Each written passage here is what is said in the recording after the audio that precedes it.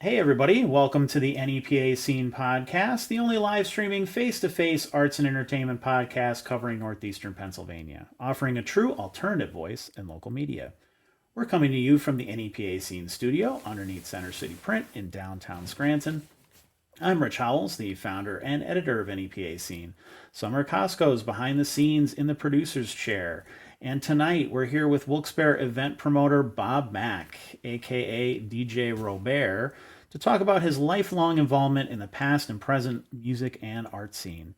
In his first time telling many of these stories, we're talking about booking shows for over 25 years, including Posi Numbers Fest, the biggest local hardcore fest in the region ever, his time as a co-owner of underground Wilkes-Barre music venue Homebase, his role in putting out the first Cold World record and booking the first title fight show, running Utopia Glass Shop in Wilkes-Barre until its recent closure, and how he turned the basement into its own venue called the Spacement, DJing and co-hosting the Temptation NEPA Goth Party series that continues this Friday, April 17th at Tekilas in Pittston, and much more. So please join our conversation with your questions and comments down below. We'll get to those later on in the show. Anything you want to add to the conversation, anything about your memories of these things, or the DIY scene in general, we want to hear all about it.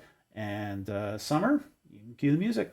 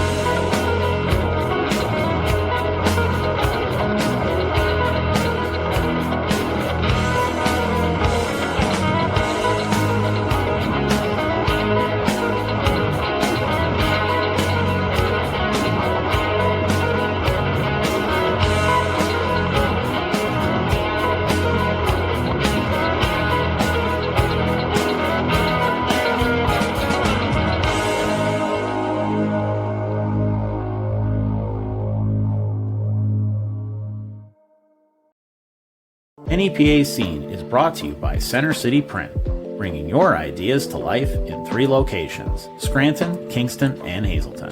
These one-stop shops are locally owned and operated, providing high-quality print products at affordable prices.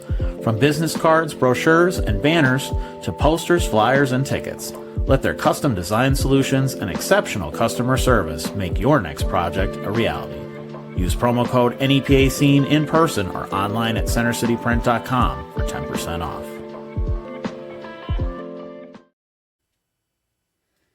So obviously you're a big music fan. So let's start with maybe how you first got into music, maybe discovered some of these genres early on. Yeah, absolutely. So I grew up in a pretty big family. Both my parents each had 10 brothers and sisters. Wow. And yeah. And so like weekends were just like spent with like dozens of cousins. And it was the late 80s. So my cool older cousins were all super into like hair metal and like, everything from like Def Leppard to Rat to Poison. And so I like fell right in line with that. I was definitely like the kid who was a little bit more into music than everybody else in like 4th grade, I would say, is when I really kind of started coming into my own with that. My desk at school, I would actually like rip pictures of like Guns N' Roses out of like Metal Edge or Rip magazine, and tape them on my desk. I'd be like the 9-year-old with the Metallica shirt down to his knees, because they didn't make them in kid sizes, and I had to rock it. I remember like the first tape I ever bought was DJ Jazzy Jeff and the Fresh Prince. He's the DJ, I'm the rapper. I had it for like 2 weeks, and I traded it to my grandmother's neighbor for Ozzy Osbourne Bark at the Moon. So yeah, I just like my from like maybe like 9, 10 years old until I was like a teenager. It was just like hair metal, little heavier stuff. I remember like the first time I heard Danzig, I was like, oh, this music's actually evil. Like, it went from being like, we like girls and we like partying to like, am I evil? And like, yeah, that was definitely like my earliest beginnings. And I'm sure shopping at like places like the Gallery of Sound. I mean, that's where I discovered a lot of music when I was Absolutely. Yeah, I mean, just one of the best like local record stores to have. So like anytime I went to the mall, I would like beg my parents to take me in there to buy tapes. It was just like is the classic, kid gets his his allowance at the end of the month and is spending it on rock and roll. Of course. Yeah.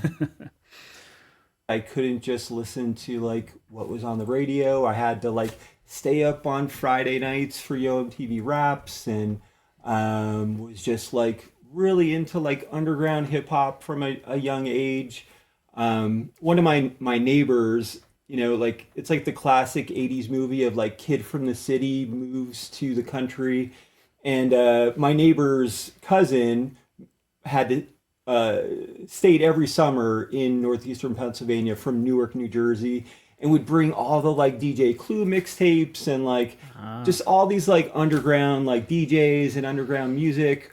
And here, it's like 3 or 4 nerdy white kids in Hunlock Creek, Pennsylvania, who are like getting this education on like hip hop and just like everything happening in New York City at the time, and really fell in love with that. I was just like such a nerd about it. Like one of my favorite stories to tell is when I was in 8th grade, I had braces, and talking about Gallery of Sound, they used to have a magazine called the Gallery Gazette. It was like a monthly, independent zine, and in the back they would have all the release dates. Well, when I saw when like Snoop Dogg Doggy Style was coming out, I actually like scheduled my orthodontist appointment to be the day of the release, so that after I got new rubber bands on my teeth, swooped over to Gallery of Sound, went to school by lunch, and was like the coolest kid in school that day because I had the new Snoop Dogg tape before everyone else. Nice. Yeah, that was a really good memory. And then from there, like when I was in 11th grade, I went to my first punk rock show.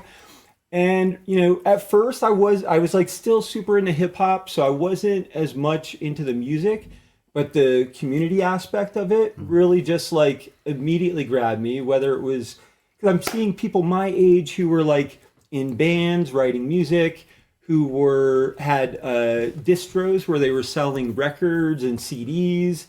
There was a dude there who was selling like graffiti zines and fat caps, which I was really into graffiti at the time. And it just like everything about like the DIY ethos, like it just clicked so immediately for me because I would just like was so into music and underground music that like I was like, even though this might not be my thing musically, like this is where I'm supposed to be. And then I eventually did, of course, learn to love hardcore and punk and was involved with that for years. But really, like for me, music and art is a connection to community and to culture and counterculture. And that's like just some place where I've always felt comfortable and where I'm supposed to be. Did you ever at any point want to pick up an instrument and play, or was it more of just wanting to be on the other side of things? I did. I just think, I could certainly like hold a beat on the drums if I really, really, really had to. But I think like just for whatever reason, I was just so involved with booking shows and doing everything else behind the scenes that like I really found my role was not necessarily creating music and art, but more so promoting music and art, whether it be my friends' bands or booking regional or national acts, or even like putting out records, whatever it was. Like for me, I just like really loved sharing music and sharing art, and so that was really my focus, from the time I was like 17 years old. That's how I always kind of thought about it too, because people always ask me like, "Oh, do you play music or whatever?" It's just like I'm just a music lover. I just Right. enjoy it and being on that other part of it. What made you want to get into like the booking end of things and promoting and things like that? Like when did that really kind of take off for you? Well, again, it was just like being part of the Wilkes-Barre hardcore scene, and you know, what I learned very quickly, and what I've always believed is that, you get more out of things that you put into, and so the more that I could be involved with, my talents and my skills, the more that I felt a part of things and the more that I got out of it. And so I've always believed that, from that very first show where like I said, I saw people, this person's running a music distro, this person is selling zines or selling whatever, this person is writing music or is in a band. I just have always believed that no matter what your talents or interests are, you could find a place in the art scene. And, the more that you give to that, the more that it becomes a part of you. And the more that you are, just the more that you get out of it. And that's everything from like, hey, I really like to draw. Well, those were the kids making flyers. I like to take pictures or photography or video. Well, those were the people who were documenting the shows and things going on. And, it's something that like I'm really proud of from the Wilkes-Barre, Scranton, and northeastern Pennsylvania scene, is that it just seems like everybody kind of found a role pretty easily where we could all support each other and we could all like kind of work together to create like what I consider the best small city or small region music scene in the country. Yeah, I mean it's one of those things where I don't feel like we get enough credit nationally. You don't see a lot of bigger national publications coming into this area and stuff, but you do see. I have started to notice more of the write-ups and like the tastemaker blogs, your Brooklyn Vegan and things like that. They recognize Scranton Wilkes-Barre as a hub for hardcore and things like that, which is really cool to see. Absolutely, I think especially when I was booking shows in like the 2000 to 2005 era, when I was booking Homebase and Cafe Metropolis. Wilkes-Barre was a stop on every big band's tour. Like it was like, all right, we got to hit Boston, New York, Philly, and Wilkes-Barre. And that's just I think that's just a testament to, like I said, just the whole DIY scene being open, being cool. And I also think for like, especially bands from bigger cities, they're just like, they see this small town doing it, and it's like, whether it's like, oh, we got the local pizza spot to take you to afterwards. It was just like had this like wholesome, genuine feel where, and not just that, but there was just like so many kids. I mean, you would go out to like a title fight show and there'd be like 400 or 500 kids there.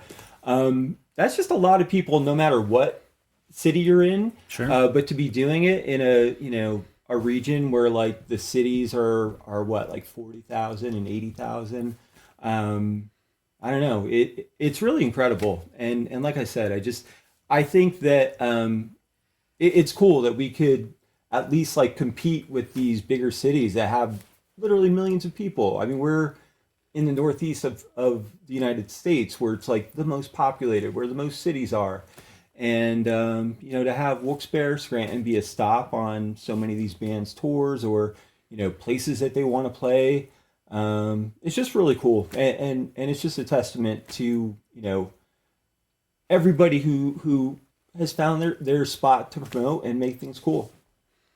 So how did you end up actually getting involved in Homebase and kind of becoming one of the co-owners and everything there? So I had been booking shows at fire halls and like the backstage at Rodano's in Wilkes-Barre, the old Rodano's, and a few other spots around town. And then when Homebase opened, it was originally like really focused on like techno and EDM, and they even had like a record store in the front of it that was like focused on that type of music.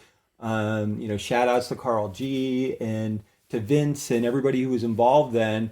They were hardcore kids growing up, and then they kind of moved on and they were like producing electronic music and DJing.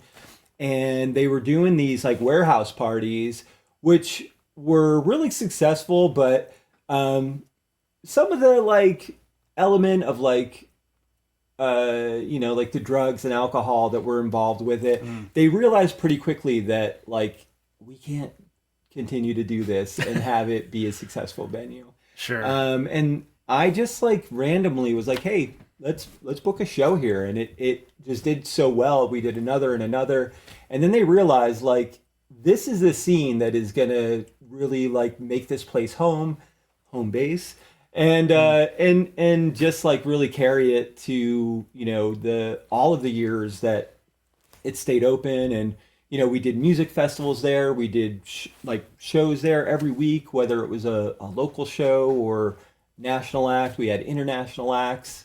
And it just and then they would do their EDM parties like once every couple of months because that was their love. But really it was just like a place where like all different genres of music could come together and really have like a nice DIY spot in Wilkes-Barre. And what's even more amazing is that it was successful while Cafe Metropolis was going on just down the street. Right. And so we would sort of plan like, oh, you're doing a pop punk show this night? All right, we'll do something heavier that night. And vice versa, whatever it was. And so it was cool to just not only have one incredible DIY venue in town, but two venues that were doing it and were working together. Even when I did Posi Numbers Fest, like I knew that Cafe Metropolis would be shut down for the weekend, so we would do our pre-party there and give them all the money, and then I would hire their sound guy for the weekend at Posi Numbers. Shout outs Donald Hosey. But yeah. So it was just like a scene where there wasn't as much competition as much as there was just like everybody working together to create the best community that we could. Do you remember the first show that you ever booked? Yeah. So the first show I ever booked was in the back room of Rodano's, which used to be on South Main Street in Wilkes-Barre. My friend Nick Woj, who is a drummer for Cold World, we had been going to shows together, and we were like, we could do this, and it was really just that easy of talking to the owner of Rodano's. We drew a flyer. Actually, I think we drew like 6 flyers for it because we were just so excited. And the first show, the headliner was Ink and Dagger, who I know just recently reformed for a benefit show. They were like the cool like post-hardcore vampire band. We had a New Jersey screamo band called You and I, who I'll tell this whole story, but it was also my band Our Time. I believe Magnus played. It was just like a really cool mixed bill. But we just made a bunch of photocopies of flyers. We went to the Wyoming Valley Mall every day and handed them out to anybody who looked like they would possibly like to go to a show, as well as like all the shows that were happening, and it was a great turnout, and it was a really special show because what ended up transpiring is that 2 of the members of You and I were brothers, and their father had passed away the night before the show.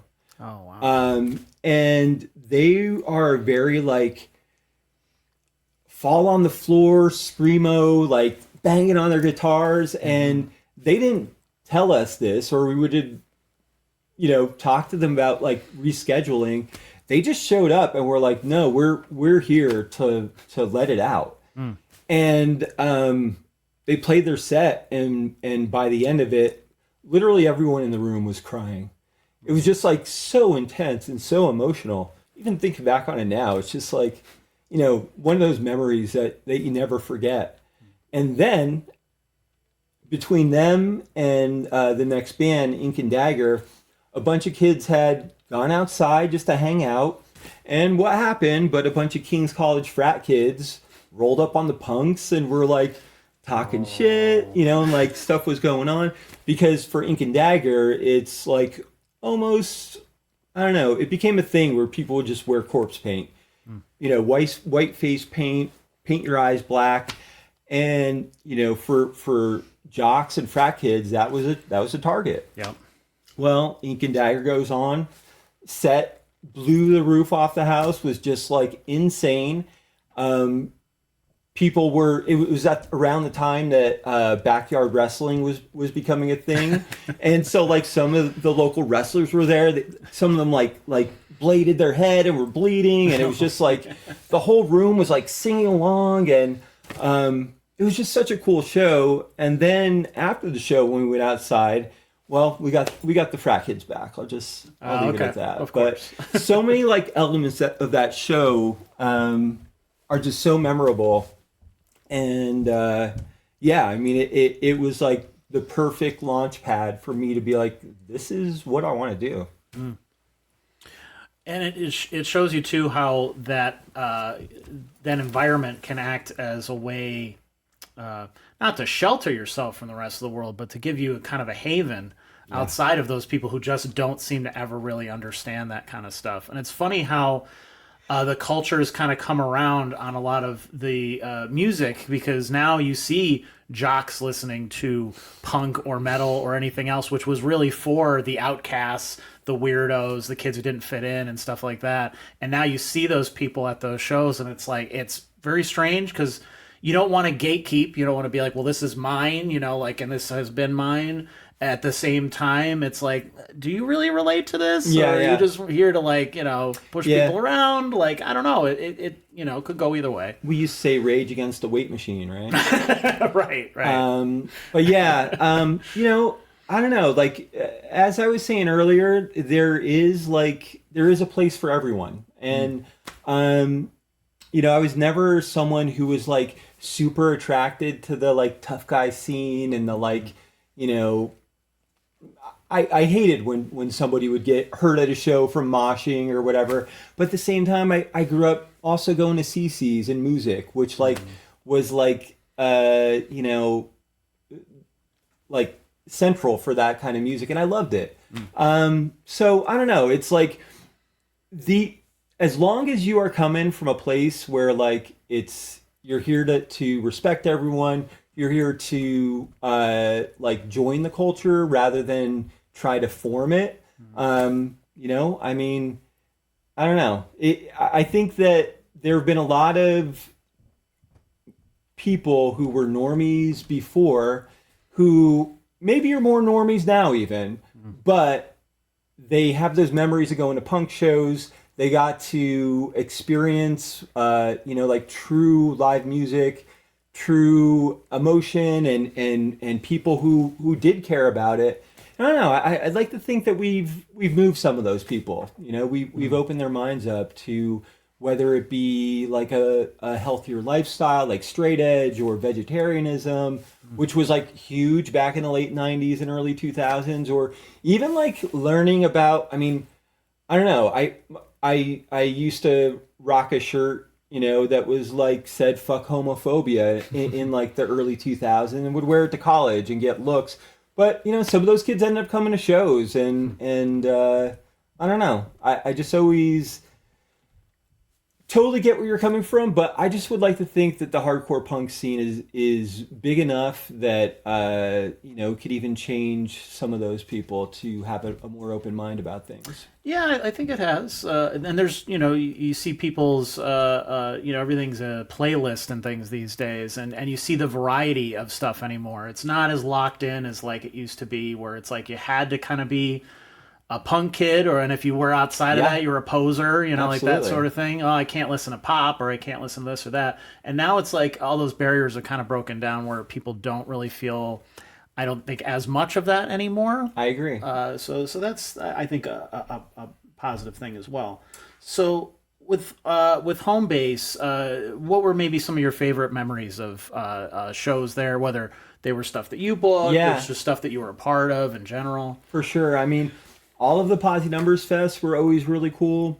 We could talk more about that, but so many of the memories were honestly just like all of the Wilkes-Barre and Scranton kids like hanging out, just like being there together. We would do like card nights on Tuesday and stuff like that, where there wasn't even a show going on. But as far as shows go, like the first time like American Nightmare played there, was just like the hardcore scene at that time was almost in like a jock stage, where like straight edge kids were wearing varsity jackets and champion hoodies, and within a year's time, like everybody had dyed their hair black, were wearing black skinny jeans, and like it just bands like that really influenced not only like Wilkes-Barre but the entire like hardcore punk scene at the time.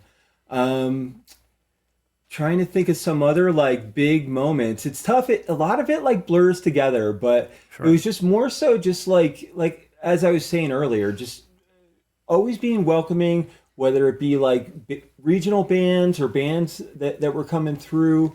But one of my favorite stories from Posi Numbers was there was this Virginia band that was very short-lived but very prolific called No Justice. And they were just known to have the most insane live shows, where like great music, but by the end of it, the guitars were broken, the drums were thrown, and they were just like one of those bands that was like destructively like beautiful. And it was in the middle of Posi Numbers, and where Homebase was in the Murray Complex, which is on Penn Ave in Wilkes-Barre, where the new transportation center is. And over on Main Street, there used to be a Taco Bell. Well, No Justice went to get Taco Bell. And when they came back to the festival, they brought one of the giant garbage cans. They rolled it out of there without anyone noticing. They pushed it 3 blocks to Homebase and set it up right in front of the stage for people to stage dive off of. And, something like that, like, is just like, it was insane. It all made sense. And then Homebase had a garbage can after that. So that all worked out really well. But seeing bands like Cro-Mags, Converge, when Madball got back together, they played one of their first shows there. The list goes on and on.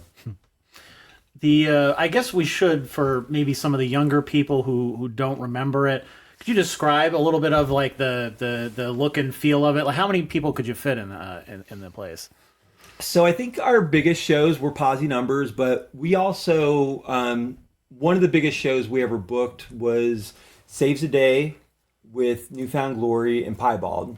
And that was like one of the first like really, really big shows. And I think we never had I don't know, I guess the enough time has passed that we can't get in trouble, but right. The owner of the Murray Complex was just this old dude who every time we would be like, oh, we have to get this permit from the city, he would go, I'd pay them enough money.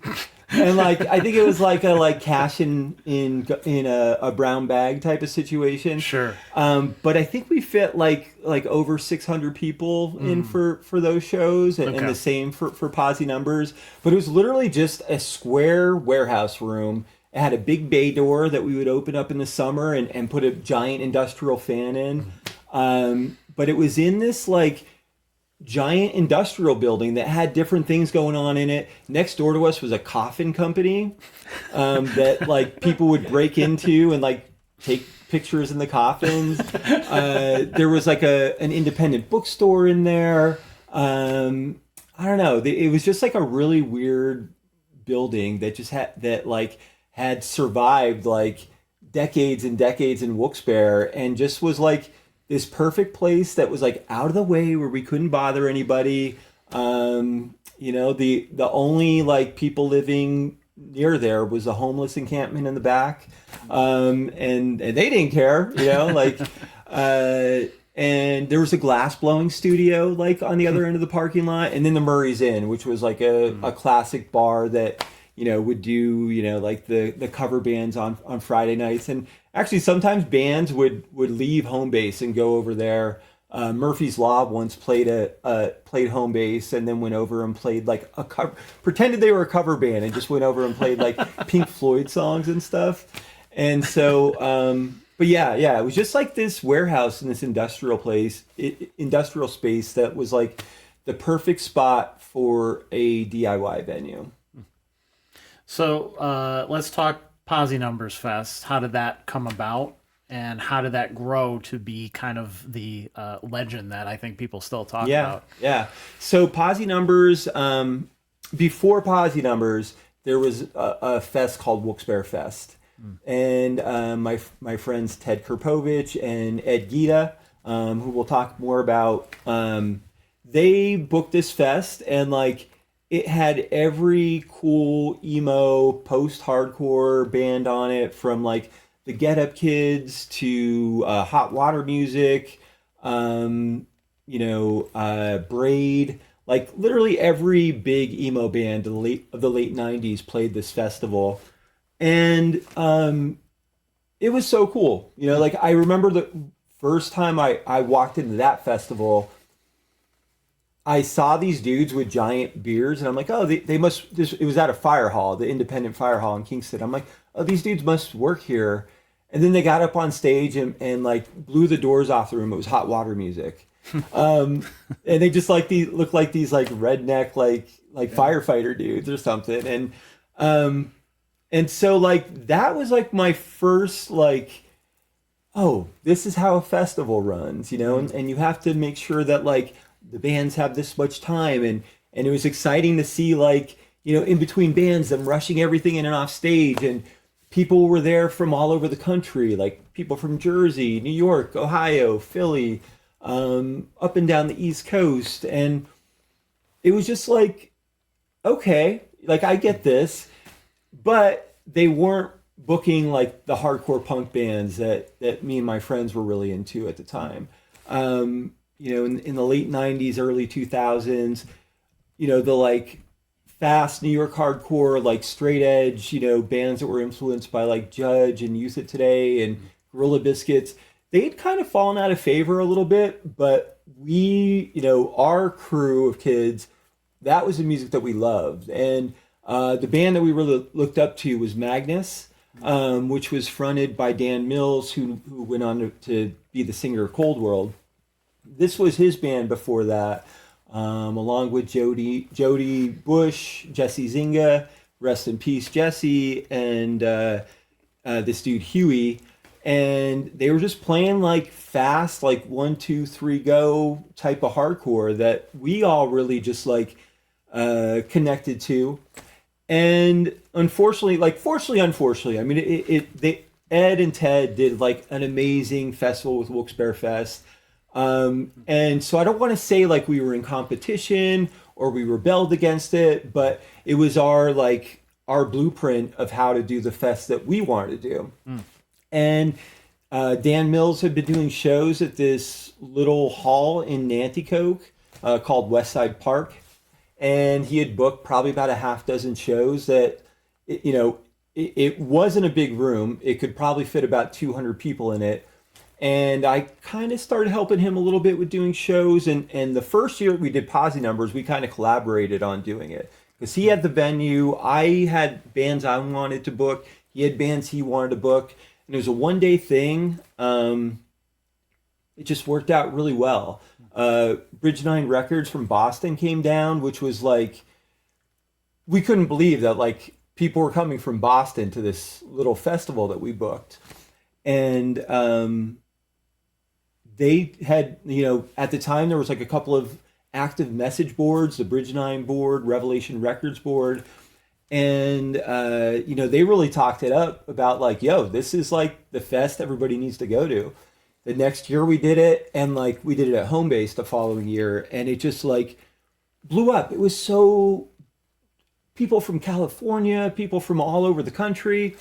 By the third year, it had become a 3-day festival, and people were coming from like South America. We had people from Japan coming by like the third and fourth year, and it was just like our friends, it was like bands that had played during the year who were like, all right, you played in front of like 60 people, come back and we'll put you in front of 500. And it was like, not just like a celebration of like the local Wilkes-Barre scene, but it was really like a celebration of like the, the youth crew hardcore, the old school hardcore, and really became like a focal point for bands like Floor Punch. They actually did a reunion show with the second one where like they just kind of hopped on stage, played 1 or 2 songs. But for us, that was like seeing like, like our literally like our favorite band. And so to have them like very like, in the moment, hop up on stage and play 2 songs was like, I mean, no one else had to play after that. I was happy, but it just grew and grew and grew. And, even after Homebase, we did it at a couple of other venues. And it just like, I don't know, it's just like a really special thing because so many festivals now are like corporate sponsored, yes. Like at bigger venues where there's like a barricade that's like 10 feet between the band and the crowd. Mm-hmm. And this was completely DIY. We had no sponsors.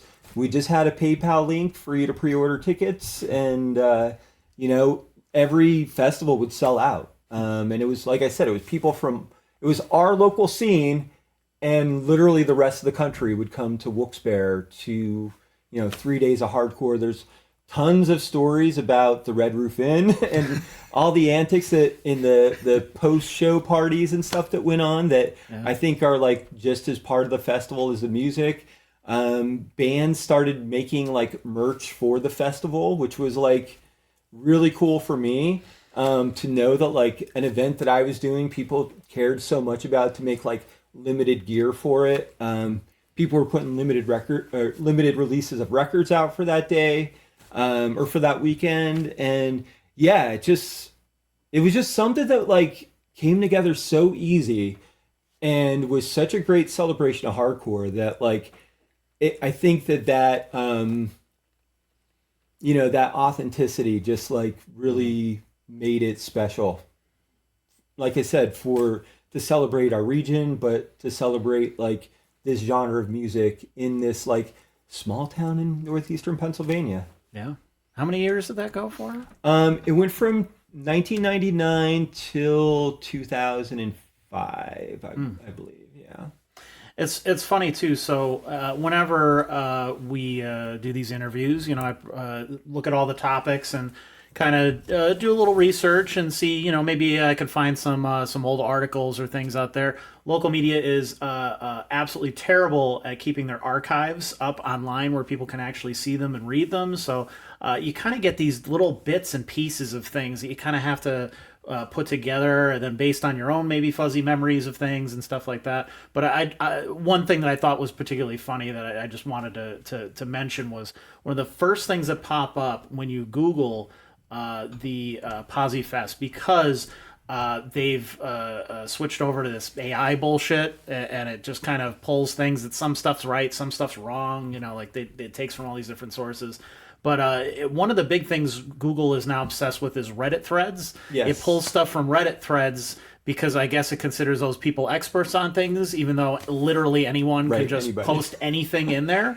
But one of the first things that comes up is a fake flyer for a Posi Fest 2025. Yeah, that actually... It was like an April Fool's joke. Yeah, I was going to say, that was the April Fool's joke of 2025. Yeah, I mean, I don't know. When I saw it, like, I was like, wait, what? Yeah. And somebody... And I was like, oh, fuck, they got me. They got many... And the people in the thread are like, God damn it, yes, it is. It was April 1st of last year it was posted. But I just thought it was so funny because it was also something there where all of these people from all over immediately got it. Like they knew what it was, and it got them excited, or it got them like, wait a minute, I'm going to be skeptical about. But either way, the fact that they all remember it so well recently. Yeah, like, literally, like it can still 20 be years later. Right, like such a like a running gag that many years later is crazy. Yeah, man, it was super special. I don't know. It was just such a special time. Like I said, the festival, like, it wasn't hard to book because so many bands wanted to play. And because I was booking shows on almost a weekly basis, it was just like people who I was friends with. And our friends were coming out, and it was just like a big party. It was so much fun. I definitely one of my, like, favorite memories and achievements in, like, booking DIY shows.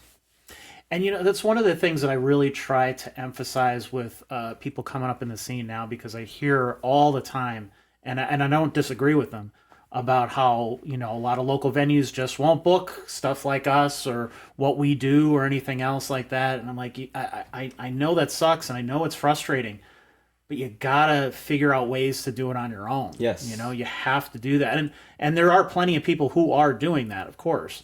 But I think there's a lot of them who just kind of get frustrated and give up too easy, thinking that this is the only way. And it's like, it's always been this way. I think a lot of people also have this kind of these rose-colored glasses where they think like, oh yeah, it was all easy back then. Now they make it really hard for everybody. And it's like, it's kind of always been this way. What when I was going to shows growing up, that's what I saw, like it was a lot of DIY stuff. It was a lot of like, is this safe or legal or should we be here doing this? But like everybody's just going along with it. So sure, why not? Like, yeah, absolutely. Like a lot of things that I went to were like that. Even at some of what you would consider professional venues, like they were smaller clubs and that kind of stuff. And they were kind of skirting around stuff to make things happen, and you just kind of went along with it. And that was kind of part of the fun and like the excitement of it as well.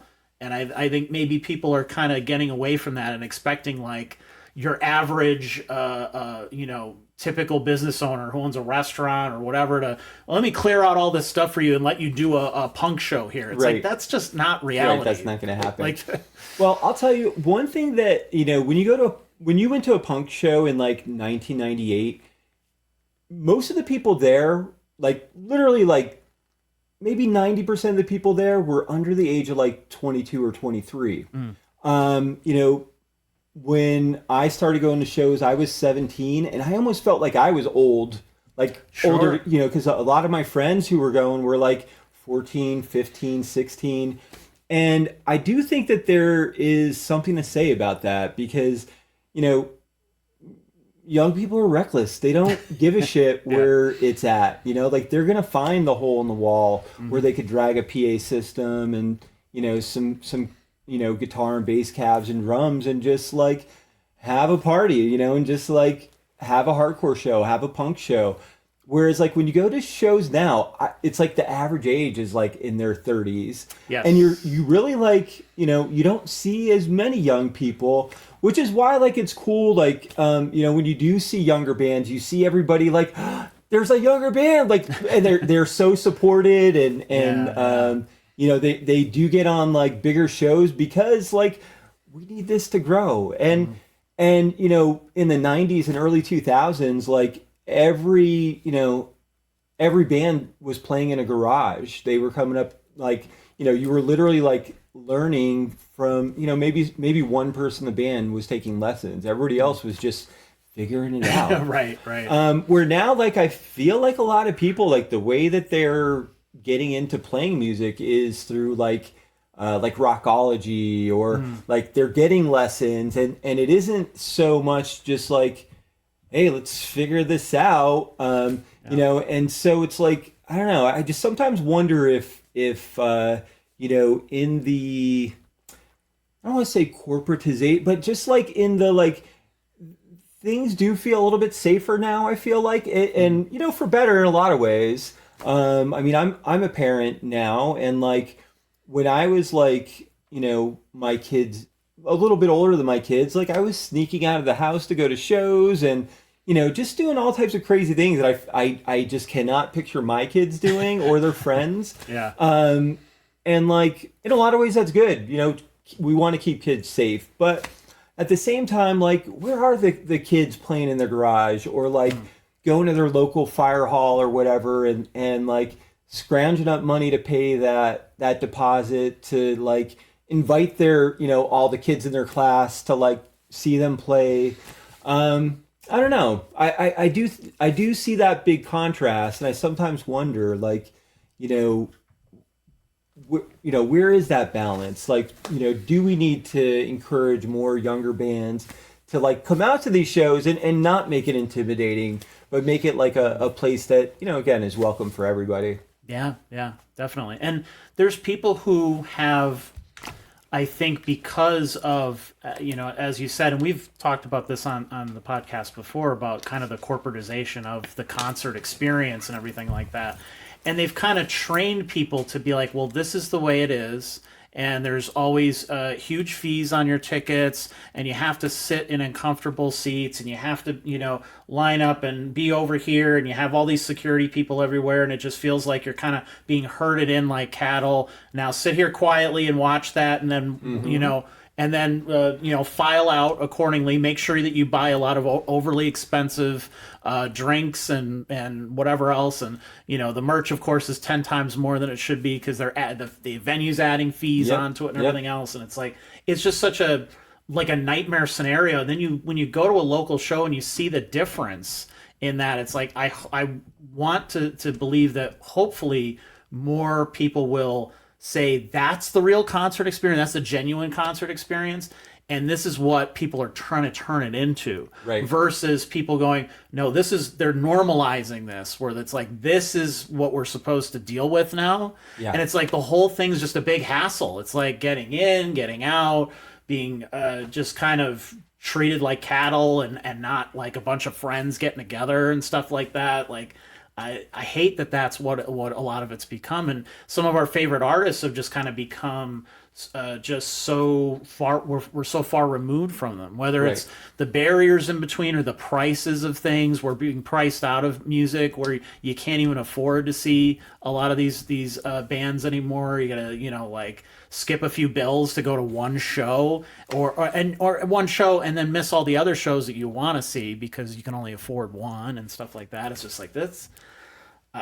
It's terrible. I'm with you, man. It's so funny because, like, you know, like the big concert of the summer last year, you know, Taylor Swift for Men was Oasis, and Accurate. Yeah, and they're one of my favorite bands. I have a Live Forever tattoo. I've loved Oasis for, you know, going back to like their early records, and it's so funny because, you know, they were big and then they kind of fell off. And one of my favorite concert experiences was I got to see them at the House of Blues in Atlantic City with literally like 300 people. And it was just because, like, you know, they were kind of on their like downturn. But it's just, you know, I was able to walk up front like it was a hardcore show. Yeah. And like be right up front and close with them, and then, like, you know, now they're doing stadiums again, and tickets are insane. But yeah, I mean, whether, like you said, whether it's the barrier or even, like, you know, shows that I grew up with, like, you didn't know that the guy at the fire hall wasn't a member of the fire. He was in a band because he was just hanging out with everybody else, like, you know, mingling with everybody. So yeah, I definitely get that. I see that happening. It's just, I feel bad for bands because they're in a tough place. I mean, if you want to make a living of this, unfortunately, like the route that a lot of bands have to take is to get a booking agent, Yes. get a manager. The beauty of music today is that like you can create your own media system through social media and you can gain fans and all that, but there's just like so many that in order to be one of those bands that stands out, and unfortunately, like sometimes that's what it takes. And then like as you mentioned, bands are getting squeezed. Like it was at first like, oh, well, everybody's downloading your music, so people aren't buying records. Okay, take that out. All right, we'll focus on merch.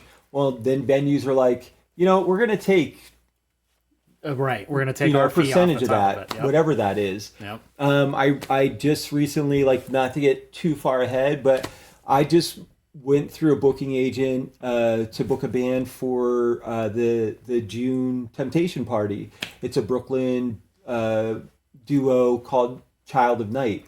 And it was my first time dealing with a booking agent in years. And like when I was booking hardcore shows and I was dealing with booking, they were my friends. So they would just be like, all right, man, like, look, if you don't make the money on it, get us back at Posi Numbers or get us back on this next show. Like it was very casual. And so like having to put a bid in and then wonder, is this too high? Is this too low? Oh, wow. Was a weird experience. But when it came to them being like, all right, now how much do you want for merch? I was like, nothing? Like, are you kidding me? Like I would never take a band's cut of merch for a show that I book. Not only because I don't want to take away from the band, but I don't want to see a shirt that should be going for $15 or $20 going for $40. Yep. Because that, when people walk away from the show wearing like gear from the show, well, guess what? That promotes the scene. Mm-hmm. That promotes your events of like, oh, where'd you get that? Oh, I went to this hardcore show, or I went to the Temptation Party and they, this really cool band played. I bought the shirt there. So I don't know. I care more about that than I do about, making an extra whatever it is off the top of merch sales. And I don't know. I just it is unfortunate, but it's everything. The enshittification of the world is happening, and so I do think it's important that like artists and people who care about promoting art, that they do keep that in mind. That like, hey, let's keep this experience as pure and as authentic as we can, because this is all that's left. Sometimes that's what it feels like. Right. It really does. You had mentioned Cold World before, so I want to mention the story about how you were involved in the release of their first album. Yeah. So, again, like they were just my friends. Nick Woj was like, he took me to my first show, even though he was 2 years younger than me. And Dan was in Magnus, who I mentioned earlier. Alex was like just one of my best friends growing up.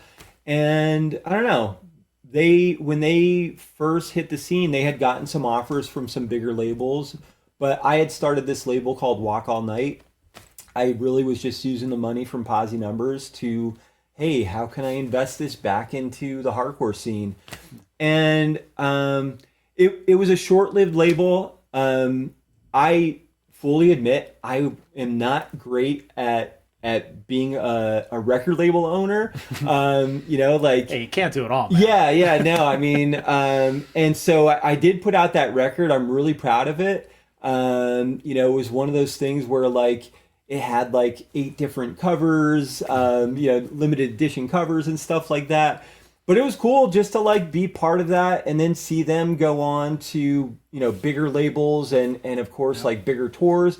And just to know that like something I was involved in was like when they were touring Europe was like going out there or on the West Coast tour or whatever it was, just to know that like a piece of like media that you can hold in your hands, like I was the one who like paid for the recording and like hit up the record plant and got the test pressing and like made sure everything sounded good. And I don't know. It's definitely like a really cool creative experience that like involved different types of media. And so it was just like so cool to have every record that I did from that label. I'm really proud of, just because it was like so many different things working together to create this piece of physical art. Any other ones that you might want to note or that people would remember? Yeah, I put out a Think I Care 12-inch, who were another great hardcore band. I put out the One Up CD. I put out the Blacklisted demo and the vinyl of their first 12-inch. That was really special. I actually like was gonna do the CD and the 12-inch for Blacklisted, but they ended up linking up with Stillborn Records, which is Jamie Josta from Hatebreed. So again, it was just like I didn't see that as like, oh, I'm getting screwed over by this bigger label, as much as I was like happy my friends were moving on to like a bigger step. But also it gave me like inroads to like someone who had more media on him, more like was selling more records, and so it helped me out that we were now associated with them.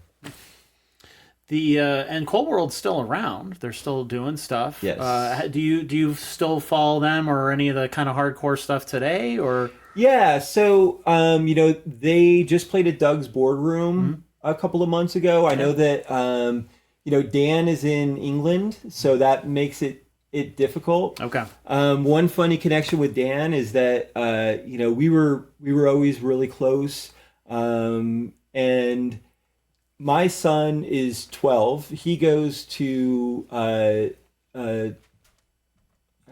won't even say the name of the school, but he started at this school in 3rd grade, and the first kid that he met and became best friends with, without knowing that it was actually Dan Mills' grandson, who they just like linked up just like Dan and I did, and have been like inseparable ever since. And so it's fun. We get to laugh about that. It's tough. Like I think the only member of Cold World that lives in the area is Alex, and his daughters go to school with my kids, and so we still text, and we're both like 76ers fans, so we complain about that a lot. But unfortunately, like everybody else is outside of the area, so we get together when we can, and when we can, it's always so special. I'll say that. Like it's just like no time has passed, and whether we're reminiscing or talking about what's going on, it's just like everything is easy, and it's just because of the bonds we had growing up. Now, and of course, there's the obvious familial connection with them and title fight. So, did that lead to you also booking title fights for a show? Is that how that happened? Well, it just like talking about like the the early Posi Numbers Fest. Like Ben and Ned were Alex's brothers, and we would just hang out in Alex's basement and watch movies, make music, just like bullshit. It was just like the hangout, and those guys were like 9, 10, 11 years old when we were like in our late teens, early 20s, and they just like really looked up to us, and never would have thought that like the little twerps in the basement who like were like watching this like independent straight, like we used to watch this movie called Straight Edge Revenge. There was like this like indie, like kind of like goofy, like indie movie about like a straight edge kid who like buys a Judge record. and so they would sit on that. They would like we would be watching videos of shows, and they were always there taking it in. And so when they formed Title Fight, they had another band before that is not, I can't remember, I'm old. But yeah, so when I was like booking a show, they were ready, and it just like, it was a no-brainer to put my friends' little brothers on. And on top of that, like I was saying earlier, I always feel like the hardcore scene was always like about building that next generation up.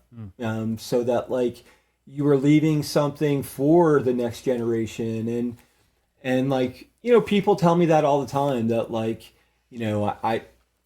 I went to this show that you booked and that got me into this. And so that's always what it's been about for me, is just like being the opposite of a gatekeeper, going to the mall, seeing a kid in a Green Day shirt, handing them a flyer, even though like they had probably never been to a punk show.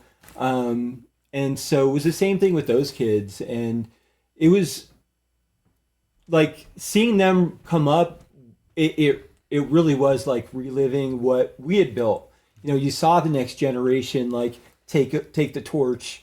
It was like Matt Wren booking shows, those guys playing, and of course Tiger's Jaw and all the bands that influenced them. And I don't know, it's always cool to see that torch passing and see the next generation take over and thrive.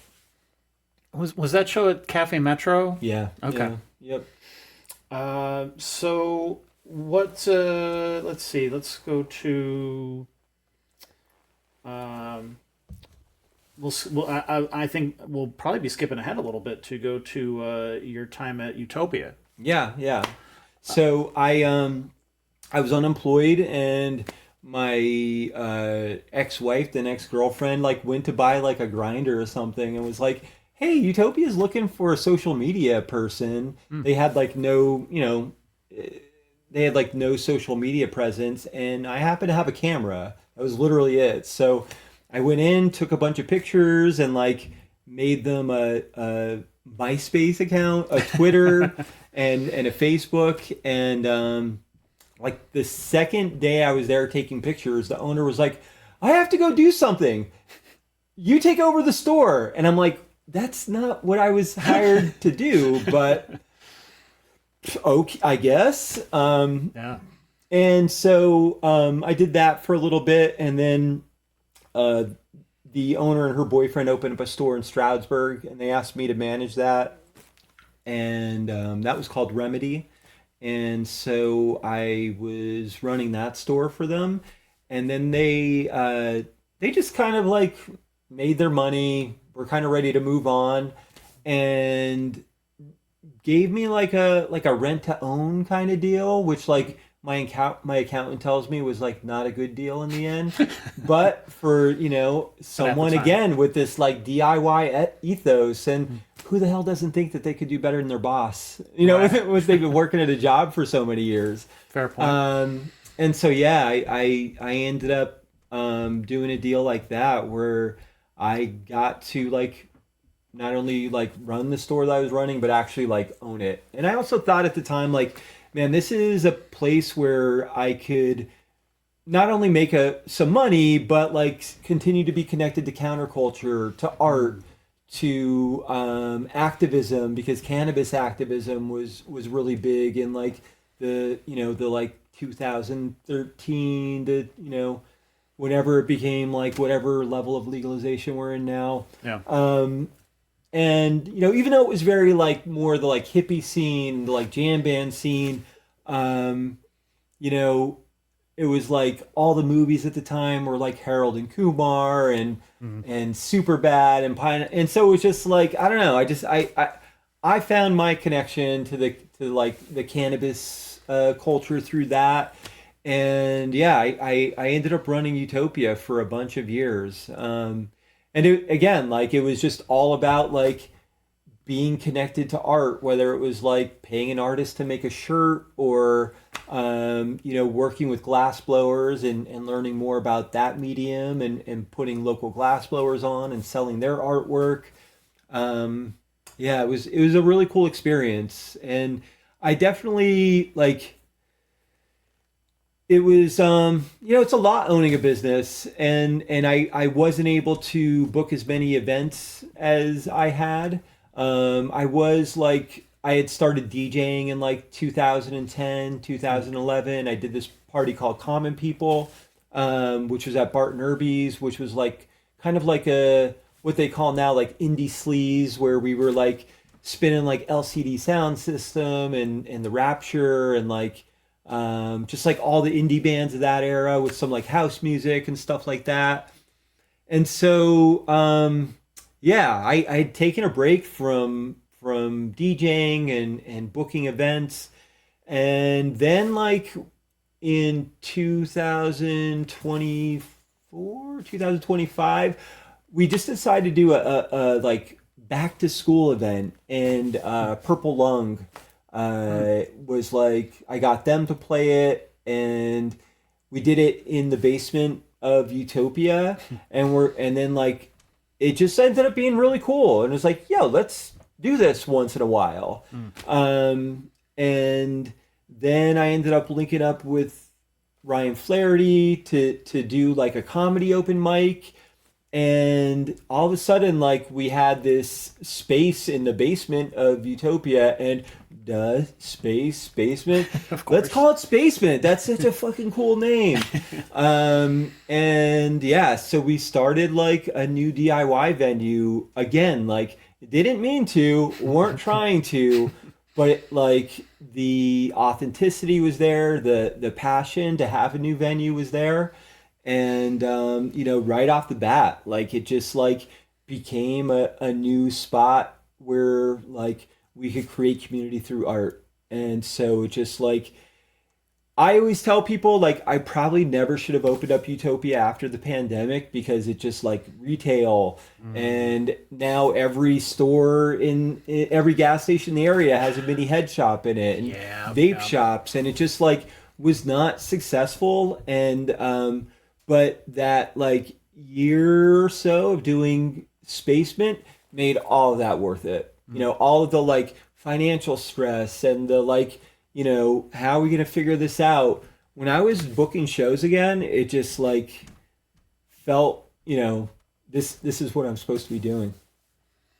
Yeah, the retail in general is just tough to begin with, but then with all the changing laws and stuff like that, that obviously had to mess with everything. And then these, you know, everywhere you go, you saw these, you know, Beyond Hello and all these other places opening up like crazy, and like half of them would stay and half of them would be gone in a few months. And then the vape shops, and they're all open now, and then like they've just taken over Main Avenue and Scranton and like places like it's just it's nuts. So like I can't imagine trying to navigate all of that. Yeah, you know, the like original local head shop is Magical Gardens, which was in Wyoming, and that was just like a little old like hippie head shop. And then it was Utopia downtown, Primal up by the mall, and then Hetty's in Dixon City. And like, don't get me wrong, there would be other like little spots that would pop up here and there, but it was like the four of us for so long. And then, you know, post pandemic, the thing is about a head shop is that like it is one of the last like retail stores that, you know, literally anybody with like, you know, not a lot, like maybe like 50 grand could open. And so it's like, if you have that little nest egg and like you want to do something, it's, you know, and then like literally every town had one. Some towns like too small to have one head shop would have like two or three. And unfortunately, like I say this a lot about Wilkes-Barre's downtown, because I grew up skating downtown and just hanging out downtown, going to shows, whether it be Metropolis or, you know, Rodano's that I mentioned. You know, it is a place that is like close to my heart, but it just doesn't have it going on. Like I would ask people like, hey, when was the last time you were downtown? And they would be like, I have to think about it. It's like, that's not good. But either way, man, one of the things about Spacement that I was so happy about was that it was a downtown, you know, it was something venue. to actually do downtown. And so when like people were hanging out outside, it just looked so cool to have like all these punks and indie kids hanging out on like the corner of South Main. And it was right across the street from the Hyperview mural that, you know, John Slavey painted. Yep. And that's another thing that like it was really cool about Utopia, is that like that mural meant so much to so many people that on a weekly basis I was like, hey, people are trying to take selfies, like, you know, and you would see their license plates said Tennessee or, you know, New Jersey. And it's just people that were passing by Wilkes-Barre knew the Hyperview mural, which is the title of one of Title Fight's records, painted by John Slaby, rest in peace. One of the greatest artists to ever come out of Wilkes-Barre. And it still survives today. We almost got it taken down a few years ago, and the community rallied to keep that up. But I would just love to see like random people standing in front of it taking pictures, and I would always offer like, hey, let me take, you guys got a group, let me take your picture together. I did it again last week. I was cleaning out Utopia, and like, man, I wonder if this is the last time I'll ever do this. But there's just something about that area. Like in the 90s, there was a venue called Manus Green that was there. Cafe Metropolis was right there. Gallery of Sound. Now Musical Energi, shout outs Musical Energi. It's just that block of South Main has always been like a part of like the Wilkes-Barre art culture and music scene. So it was cool to like have a last hurrah there. Even Barton Irby's with the other side, another great Wilkes-Barre venue. So yeah, love South Main Street and all the culture that it's produced for northeastern Pennsylvania. For sure. Me and Ned had talked about that when he was on the podcast about the mural and all the stuff that they went through to keep it there. It to me, what I said then, and I say every time that I talk about it, is that it's one of those. It shows you the dichotomy of Wilkes-Barre in the sense that you have this beautiful music and art scene that really is trying to do something great, and the city completely misunderstanding it and not getting the value there until people have to shove it in their face and say, like, hello, like people are coming from all over to come and see this thing, and you want to put an advertisement over it. You want to put a fucking billboard on it. Right. You want to paint over it. What the hell is wrong with you? Like, how do you not see what you have right here in front of you? And I feel the same way about kind of the general music scene there and everything. It seems like the city or the county or whoever else is not really helping facilitate these things and helping them grow and maintaining them. They seem to just kind of put roadblocks up every step of the way, or just kind of not appreciate that it's there, and that, hey, maybe if we invested a little more money this way, like we could bring back parts of Wilkes-Barre. We could make Wilkes-Barre a better place in general. I mean, did they give you shit about Spacement? Was it a struggle with them? Or? It was literally, it's so funny because I was talking about this today with somebody else who, there was like, there was this story in the Times Leader, like maybe like a little bit more of a decade ago, about like these kids had built like this dirt track in the woods in Kingston. And this reporter found out about it and went and did a feature on them and like, look at these kids doing this cool thing. Well, once it got in the newspaper, the bulldozers came out and just like took all their ramps down, shut it down. And it has always been, and the same thing with Posi Numbers. Like I really never pushed to advertise on a larger level locally because I had people coming from all over the country. Number one, I didn't need that, but I was always worried about like how it would be received. I'll never understand why, like, I don't want to like poo-poo the like fine arts fiesta and stuff like that. Sure. But it's just like sometimes like the true art scene does feel like it's in this different place than the like window art scene or whatever you want to call it. Yes. And yeah, I've never understood why we weren't more embraced when like, things like Wilkes-Barre Fest that I mentioned earlier, Posi Numbers, Metropolis, Homebase, all these great venues. And like a lot of times we had to like, we were worried about like if zoning came in, because how would they look at it? How would they think about like 300 kids crammed in this room moshing? And it's a bummer, man, because we really are like the best live music scene, like smaller scene in America. And maybe it's for the better, to stay underground. But it really would be nice to get more recognition so that it can be like, so that you don't have to worry about like, is this show going to get shut down, or like, and even just to have more outlets for people so that, there is more spaces for people to, to showcase their art and their music, their talent, whatever you want to call it. Yeah.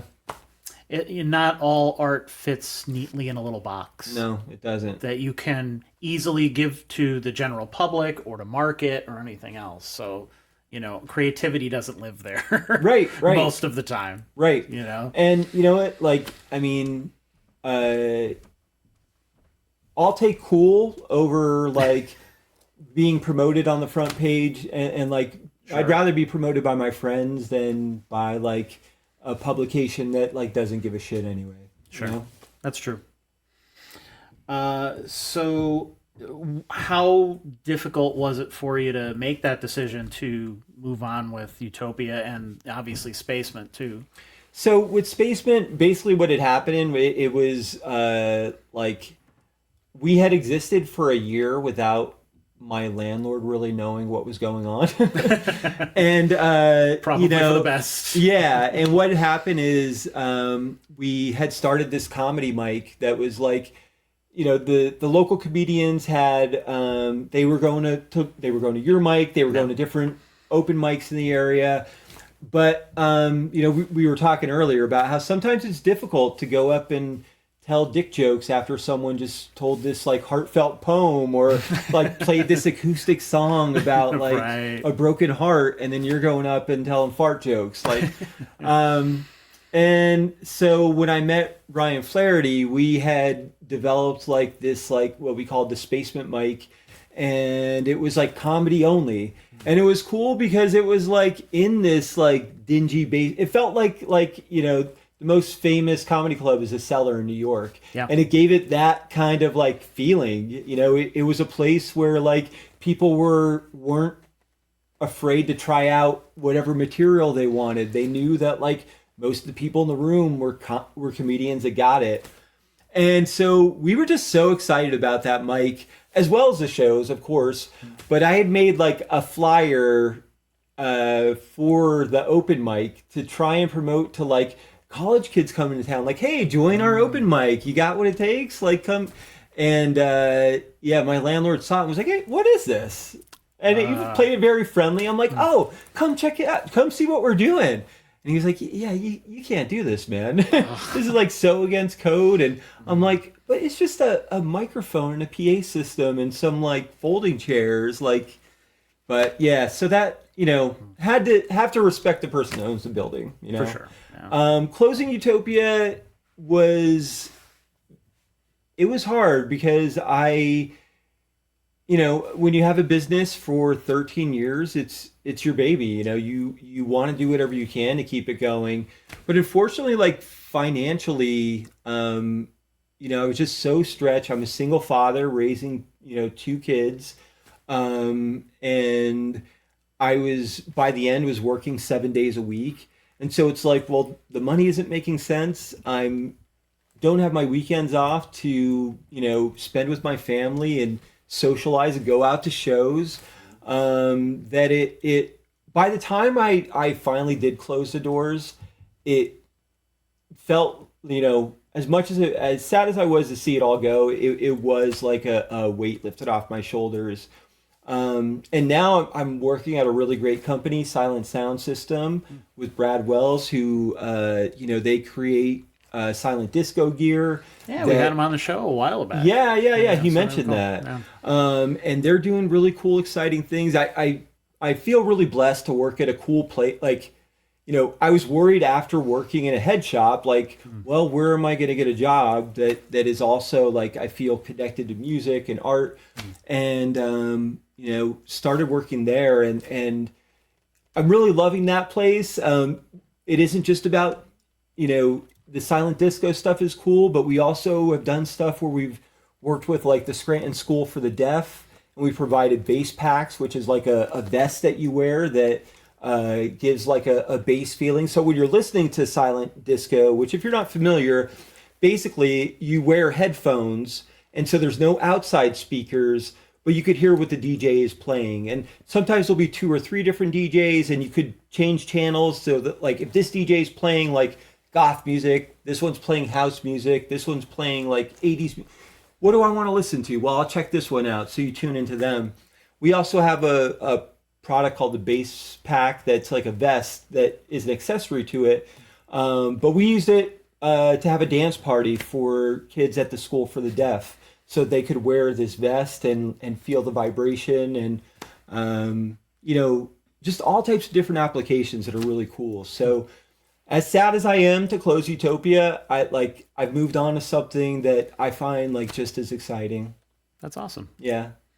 And plus, obviously, you do the DJ thing. Yes. So we got to get into that. Now, you said you've been doing this since, like, what, 2010, you said? Yeah. So I lived in Philadelphia for a little bit and was going to, like, some of the, like, early Diplo parties and this other party called Making Time that, like, they were not DJing dance music. They were DJing, like, punk music and post-punk and mixing it in with dance music and mixing it in with like 80s hits and like New Order and Joy Division and like, just like all these bands that I was like kind of growing into. And when I moved back to Wilkes-Barre, I met one of my best friends, Nick Miller, and we were just like these like hardcore kids who were also into indie and post-punk and stuff. And I ended up getting a set of Tech 1200s, which was like the turntable for DJs. And we just started doing this party again, like total DIY, just inviting our friends. Our thing was like, we always wanted to have like a live band involved. So like we would book local bands like the Doses, and there was another local like band that grew out of the hardcore scene called Robes. And yeah, so we just like wanted to stay connected to live music through like an indie rock and punk aesthetic, but also play dance music for like punk rock kids. We wanted to take it like, not necessarily take it away from the rave kids, but like have a space for, punks to dance. And so we started this people called Common People, which is named after the famous Pulp song about like my favorite line in that song is, we dance and drink and screw because there's nothing else to do. And that's Wilkes-Barre, Scranton, like sure. Yeah. We do these shows because, no one else is doing these shows.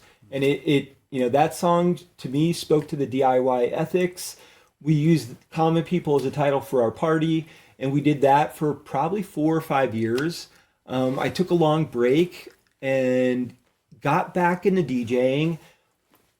Couldn't really find my footing at first. And then my friend Melissa and I, we got an idea to do a goth party. And the venue Tekilas in Pittston, which is a fine Mexican establishment by day and dance club on the weekends at night. They were hosting parties and events through Bob Miller, who DJ Bombay, one of the best like EDM promoters in the area. I had done a bunch of parties with him. And so when I had the idea to do a goth party, he was actually talking about it as well. He's like, man, it'd be cool if we had a goth party in the area. I'm like, that's actually what I want to do. And so it just came together really organically. Same as always, man. Just like promoted to a bunch of friends, and it's been really successful. We still have the ethos that like we want to be connected to live music. So we've done 2 parties so far. This will be our 3rd one. And, we plan on continuing to like have a live act that is kind of has like a post-punk or goth sound. And then on top of it, have DJs that are playing industrial and goth and post-punk. And everybody fucking shows out dressed so cool. definitely like the hottest dance party in the area, and yeah, it's a lot of fun. It's just been cool to again do a dance party for punk rock kids. What is it about goth music that you enjoy? Or that what fits into, I guess maybe we should define that for some people of like what you would consider the goth music or goth, and then what is it about it that speaks to you? Well, it's really like grown, in the 80s, like, they were playing like New Order and Bauhaus and, post-punk bands like Wire and Magazine and just like all these like really cool bands that I had loved already. And then like once I got back into DJing like a few years ago, I just found that like there was like this connection between like some of the like tech house that I was playing and some of like the genre called EBM, which is like a darker dance music. Some people just call it like indie dance, but it's like has this like, when you think about like industrial acts like Nine Inch Nails or like some of the newer bands are like Sextile, Patriarchy. These are just bands that like I would listen to on my own. So DJing them just like was really, really natural. It still is like a lot of dance music, but a lot of it is like synthwave type of stuff. I think a lot of it like gives a little bit of like an 80s aesthetic to it. But yeah, just like a darker dance music. I've said it a couple times, but it's like dance music for punks. And you have a co-host with this? Yeah, Melissa, she DJs under the name Materia Prima. She's also in a couple of local bands, Future House Swimmers, who actually played the previous Temptation. And yeah, it's really cool because I was like kind of the DJ, and then she like worked on a lot of the aesthetic, and then I was like more the flyer designer, and she like could do a lot of the setups for like the photography that we were doing. And then we like recently linked up with Eugene Lucas for a photo shoot. And I think like one of the cool things about goth is that there is like a fashion aesthetic to it. Like I don't know. It's just it's cool because it's like these different pieces of art that come together to create this scene that like you don't have to necessarily like wear all black and eyeliner. Maybe you just like the music, but maybe you aren't as into the music, but you are into that aesthetic, or whatever it is, whatever your connection is. I just it's been like a scene that a lot of different people, no matter what your interests are, can kind of find a place together. Yeah, and it's an alternative to a lot of what you would say the dance party music and stuff is in the area. It gives people something new to try out. Yeah, absolutely. That maybe they haven't experienced before. Well, the EDM is doing the same stuff. Like a lot of the local promoters, they're hey, could we have our party at your bar on this night? Or they're renting out like like the banquet hall at a hotel, and bringing their gear there to set up. It's really very close to the same ethics of like the DIY ethics of the punk scene. And so for me, it's just like an extension, but also like we're connected. Like we're all doing the same stuff. Maybe like I'm not like super duper into like dubstep to listen to on my own, but I love going out to the parties because it's just fun. To me, it's almost like going to like a metal show or like a grindcore show to see like the way people dance to this music that like I wouldn't throw on in the car or like if I'm trying to chill at home. But but to see it live and to see the way people react to it is really cool. And yeah, I mean, I just like, for me personally, I want to play music that I'm connected to. And for me, it's always been punk and hardcore and like, you know, post-punk, goth music, EBM, whatever you want to call it, is like the dance music version of hardcore and punk. And so it was just natural for me to like, once I started like DJing that music and learning how to like put songs together so that like when this song is going into this song, like it almost, you're making like a third, like a new song out of these two songs, you know?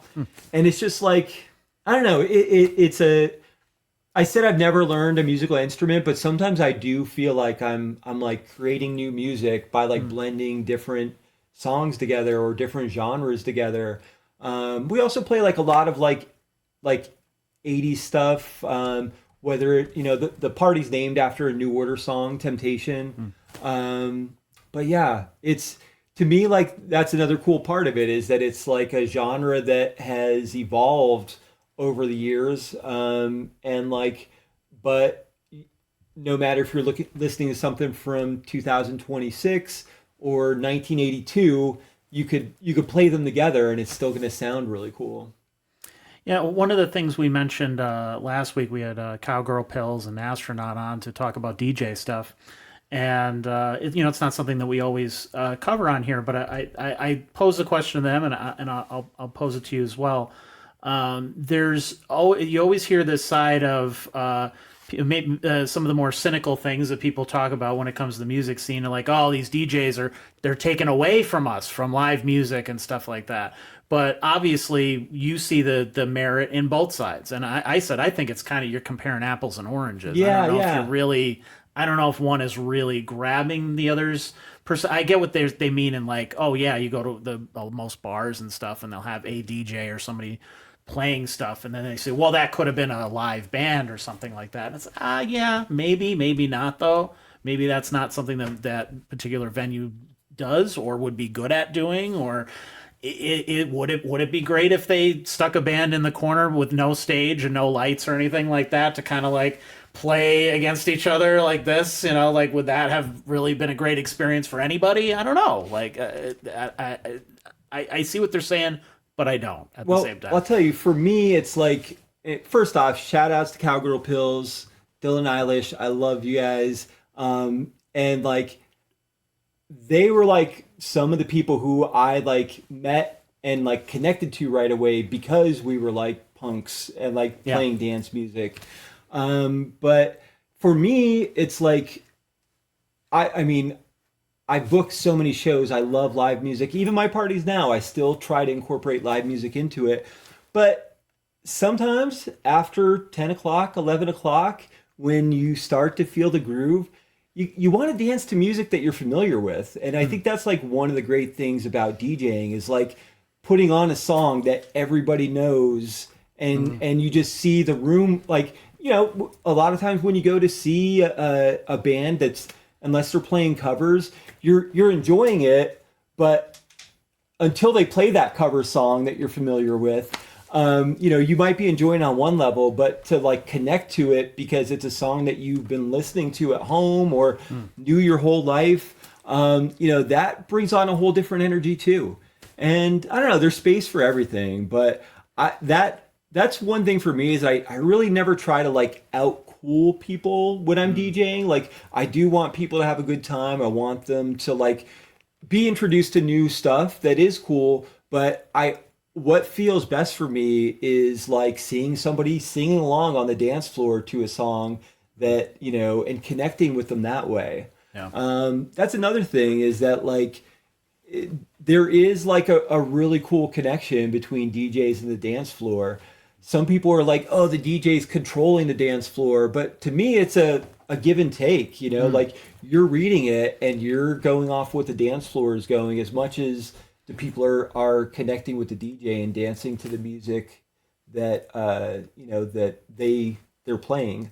And a lot of that ethos for me goes back to a dude named David Mancuso, who was like a queer hippie dude in the 60s who started having these loft parties that were like these DIY dance parties. And they were playing, you know, Stevie Wonder and mixing that with like disco. And, but it was like, the parties would be like, hey, pay what you can. And then the money at the end of the night would go to the person who's late on the rent. And so like, to me, it's always like dance music does have its roots in DIY. You know, these David Mancuso was rejecting these like straight sock hop parties that were happening, where like only straight people were allowed and only white people were allowed.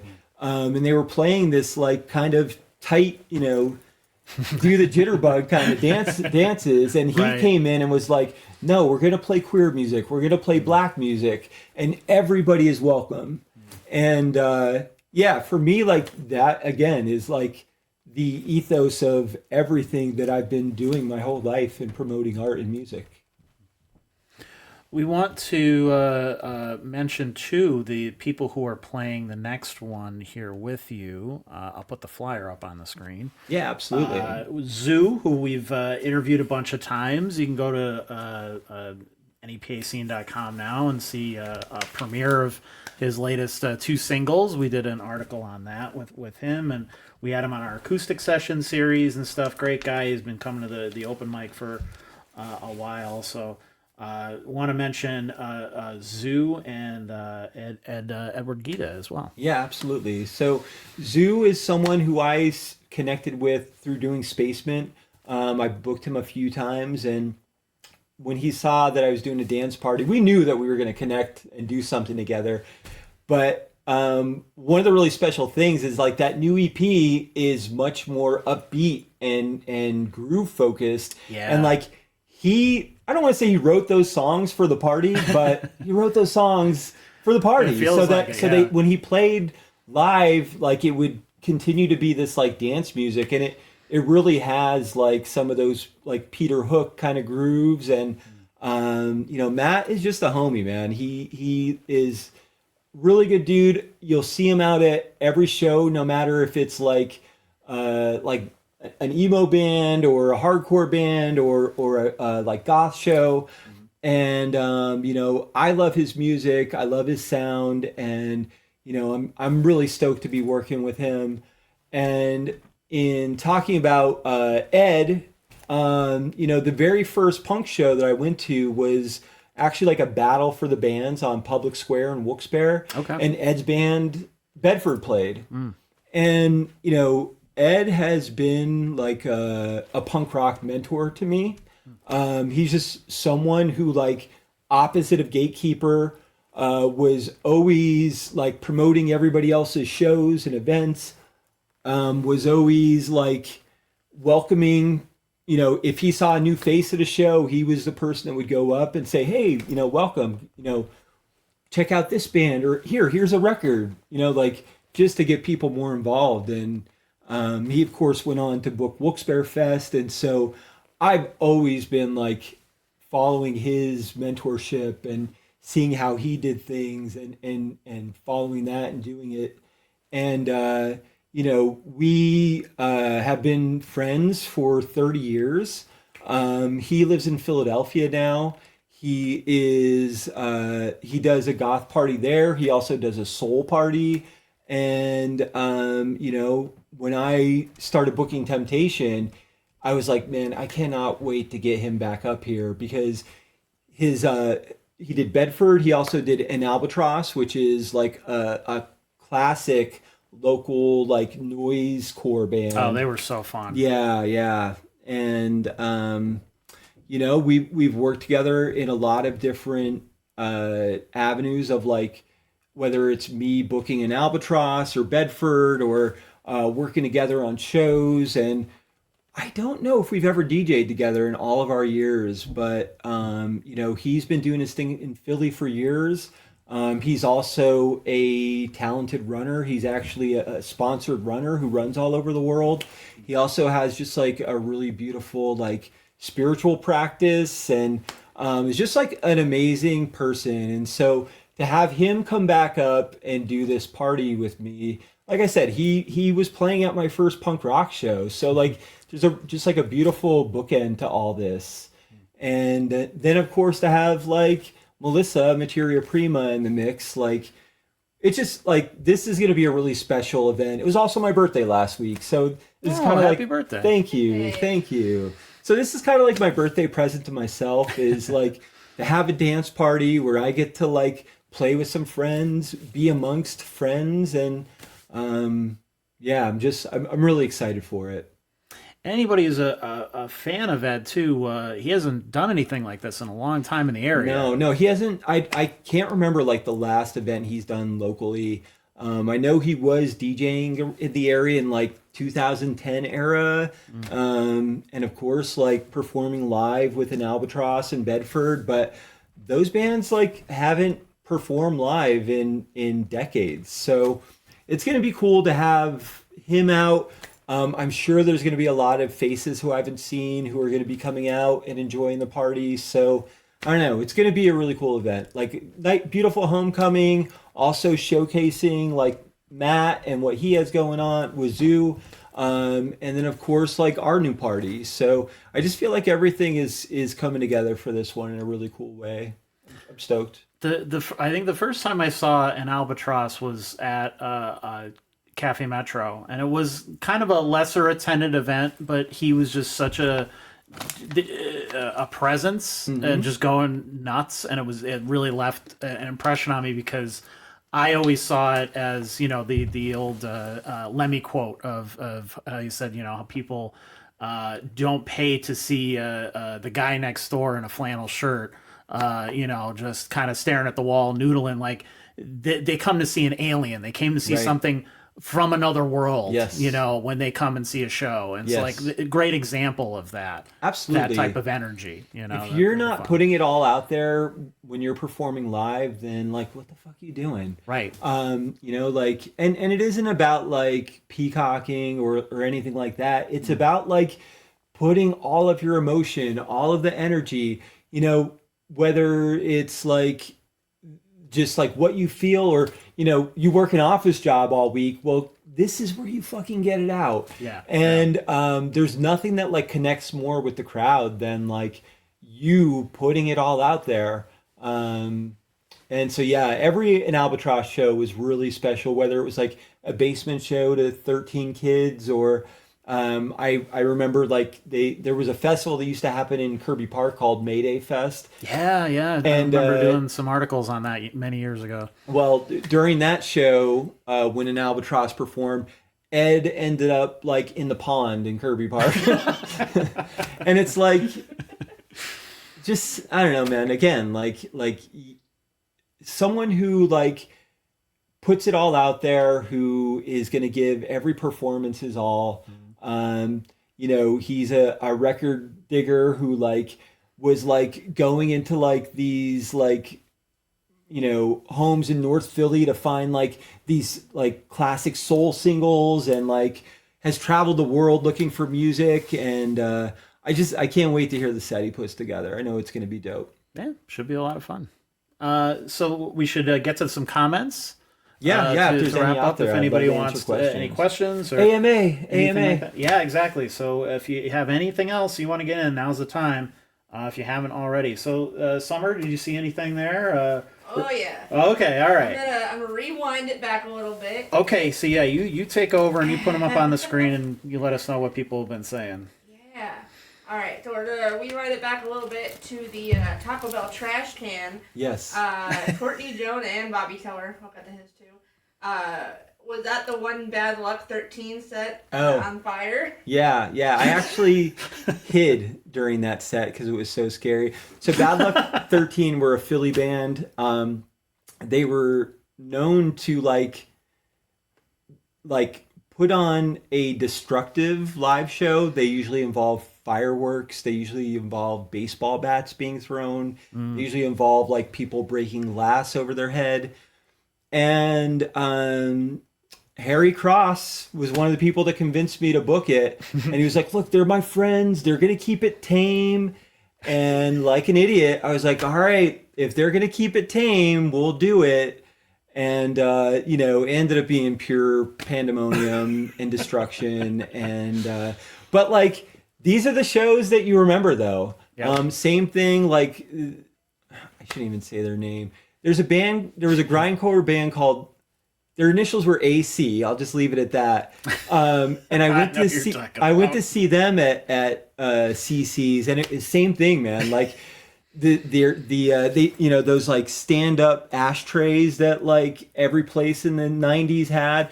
That got thrown across the room, and like any show where I'm like hiding behind the monitors is probably a really good show. And so yeah, that was Bad Luck 13. There was lots of fireworks that went off. There was like smoke, and it's like. I did catch them one time, and it was a lot of fun. Yeah. Yeah, that Courtney Joan also followed it up with, I don't remember much after the flaming garbage can came my way, ended up ducking behind a merch table. Yeah. I think that was most people's, their move was like, find something to duck behind once the fire starts. What else we got? Bobby Keller also said, didn't Walk All Night put out the drug tests, 7-inch? Yes, drug test as well. I still listen to the Blacklist demo, he said. Yeah, so Drug Tests were a band from Maine, just like a really cool straight edge band. They had their like famous song was a song called Down the Stairs, and the story behind that song is that the singer also booked shows in Portland, Maine, and he had rented out a hall.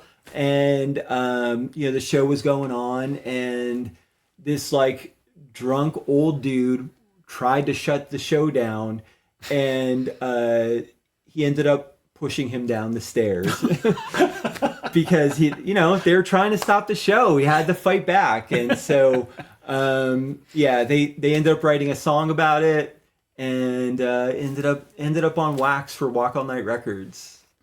Definitely like a classic. You can't have a better story for a hardcore song. Right. And I think you had, Summer posted in the comments what your favorite, DIY venues were, or maybe some of your favorite Wilkes-Barre venues. Somebody had said Wilkes University, that they had seen Adam Sandler there. Does that count? Sure, why not? Otherwise, Homebase and Metro. Well, my second show ever was in the basement at Wilkes University. It was actually the Bedford kids were booking shows down there, and that was an interesting show because it also ended in a riot because it was a Food Not Bombs benefit, and the thing was it was like $10 or $5 if you bring a can of food. Well, when the fights started happening, everybody grabbed their cans of food. And it didn't end as well as like we had hoped, but again, a memorable show, and like really great, like I think Grade played that, who were like a classic, post-hardcore emo band. There were definitely shows at Wilkes University. Actually, that was probably why they stopped being at Wilkes University, now that I think about it. Fair. They also had said Donahue's was a great venue that was hardly used. Yes. Donahue's probably the greatest Wilkes-Barre bar of all time.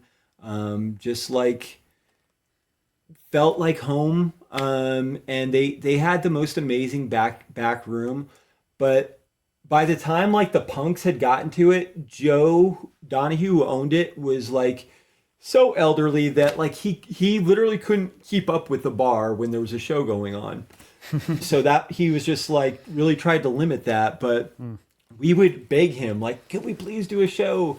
And every once in a while he would let us, and like that space was great, and like it was the perfect like gutter bar out front. Yep. Where like $2 beers, and Donahue's, rest in peace. That was a great venue.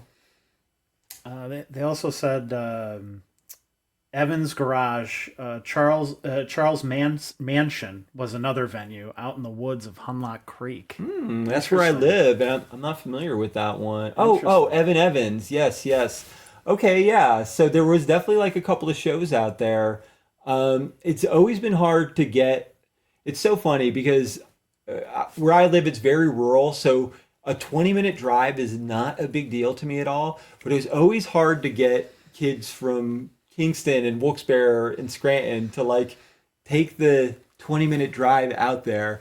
So those shows were never well attended, but it ended up always being our friends and just like special in that way. Just like a lot of fun because there would always be a campfire or whatever it was, and there's nothing like playing some punk rock in the woods.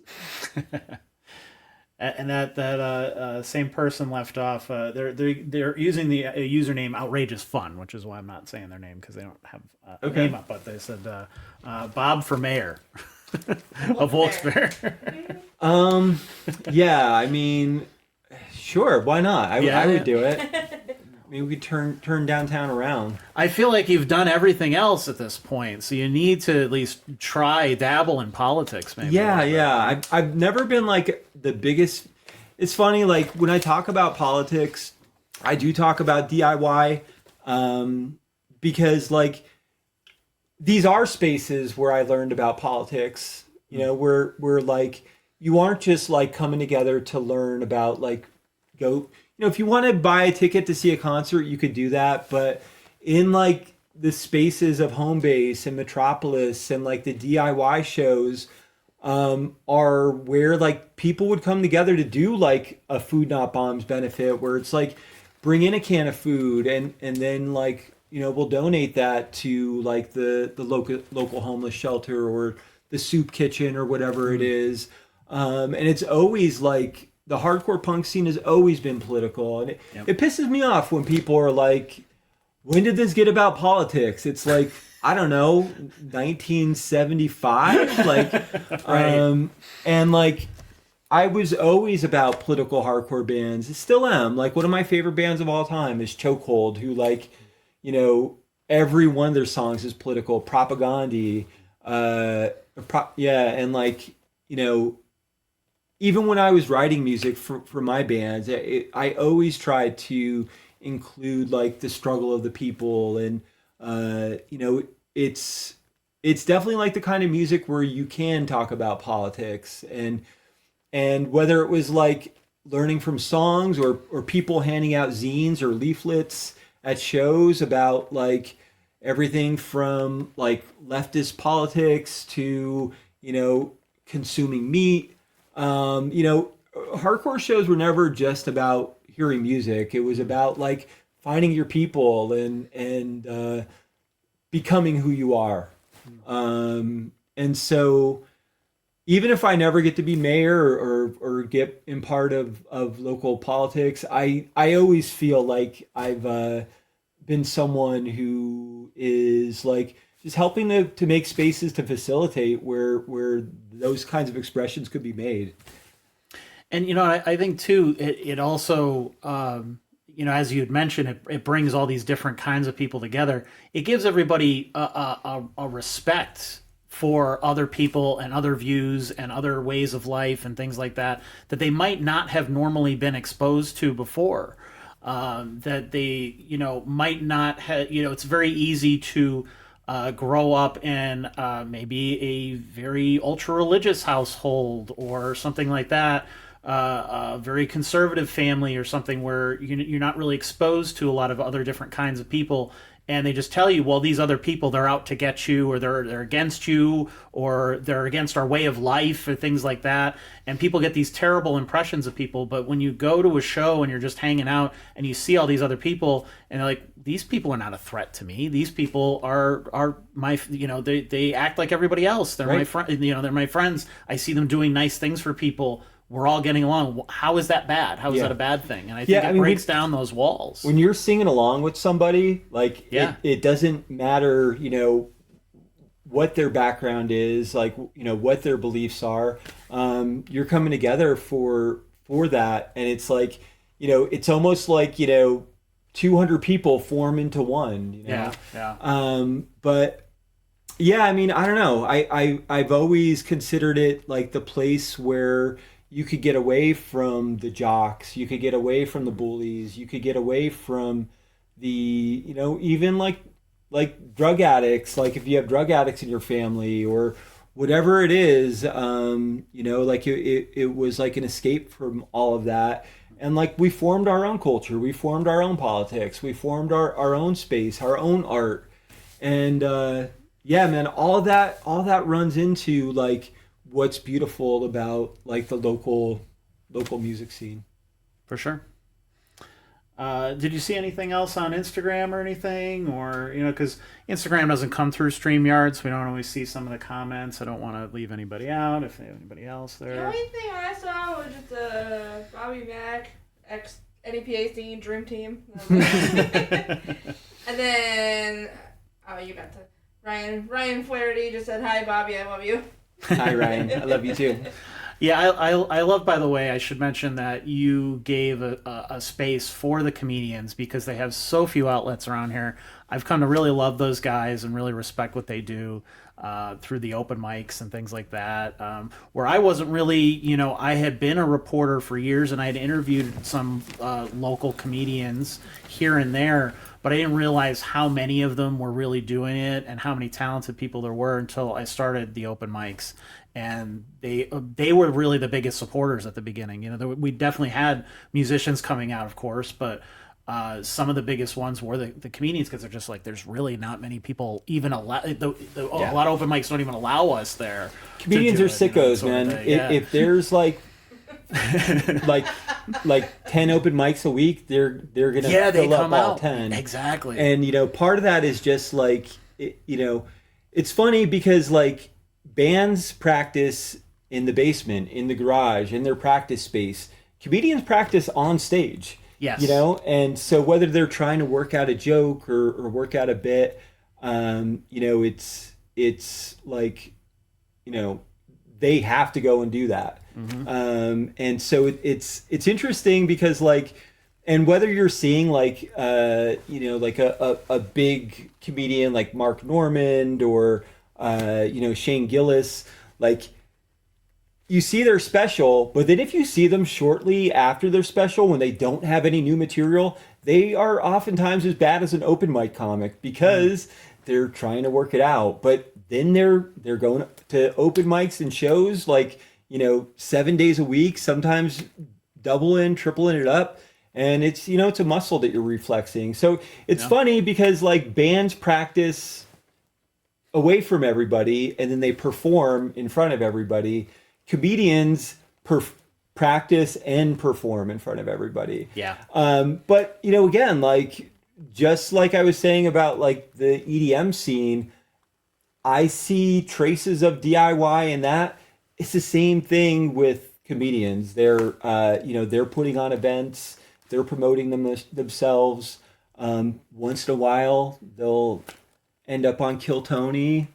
But yeah, no, but for the most part, you know, it's just as punk rock as anything else.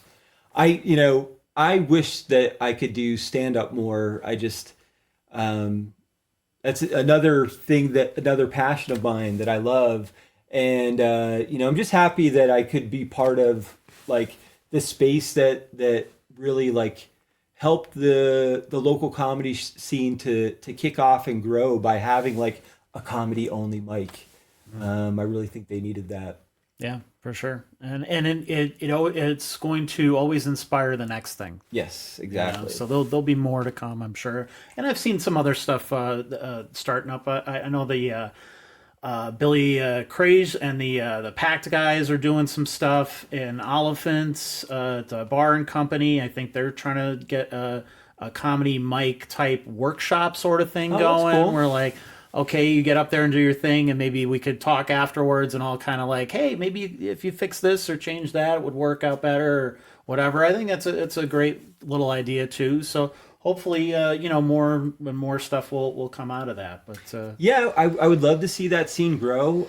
You know, fortunately, unfortunately, a lot of times when you go to open mics, everybody in the crowd is a comedian waiting to go up next. It would be great if they got more comedy fans, you know? Yes. And also, like, even like Wisecrackers, they get like awesome comics there. But everybody that's at the show would just happen to be at the casino, got a voucher, probably lost their money, was like, well, I got $20 left, I guess I'll go see this. But Yeah. I would love to see the comedy scene around here grow and get bigger. And like those people really do put in like just as hard work as anybody else in the art scene. Yeah. Anything else you want to mention before we get out of here? No, I think that we covered so much, man, and I really appreciate you, Rich and Summer, for having me here. You know, like DIY, do it yourself. If you love art, don't wait for someone to ask you to like perform or to hang your stuff up. Find a place to do it. And your people are going to find you. Put in as much as you can, no matter what your talent is. Take pictures of bands if you love photography. Draw flyers if that's what you love. Like, whatever you put into it, you're going to help this local scene grow, and you're going to get more out of it personally yourself. And just continue to help our local scene grow, everybody out there. And, you know, of course, finally, like, come out tomorrow night if you can. Party starts at 10. You know, we'll probably open doors around 9:30 at Tekilas in Pittston. Zoo's performing live. We got DJ Gieda coming up from Philly. And then, of course, me and Materia Prima will be doing this on a monthly basis. So if you want to come out, dance a little. If you're someone who's not necessarily into house music or dubstep, you're more on the punk rock side, or even if you're not, just come out, check things out. We got a really cool scene growing here. And yeah, Temptation, if you're on Instagram, at Temptation Goth Party, check us out. Awesome. So I'll plug that as well. The next Temptation NEPA Goth Party, hosted by DJ Robair and Materia Prima, will be held this Friday, April 17th at 9 p.m. at Tekilas in Pittston with Zoo and Ed Gieda. Admission is $15 at the door. Do we know when the next one is yet? I don't know if we have anything booked for May, but June 6th will be like the first time we have a touring band, Child of Night. Check them out. They're a really cool Brooklyn duo doing like synthwave, dark wave stuff.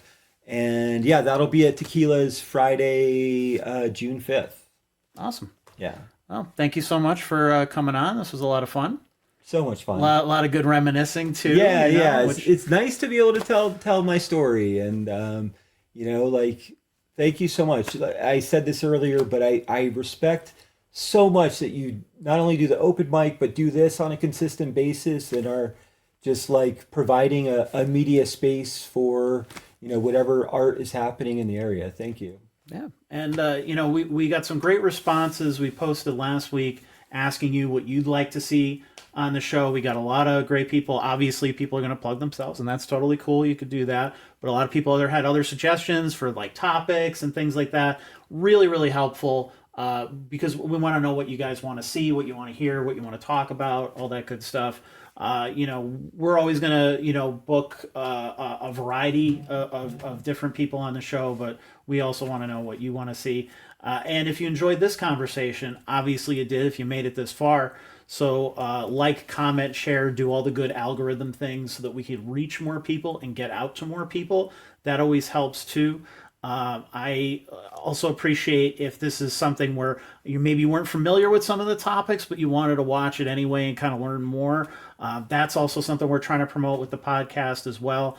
And I always try to add some value for everybody. Like, there was a lot of great tips about DIY, a lot of inspiration there, that sort of thing, that maybe some people out there need to, you know, get their own things started. So I hope that, you know, all that information is helpful to you, and that you kind of go and are inspired enough to do your own thing. So thanks again for tuning into the NEPA Scene Podcast. We will see you next Wednesday for a new episode. from 7 to whenever. And thanks again. Have a good night. Thank you. Peace.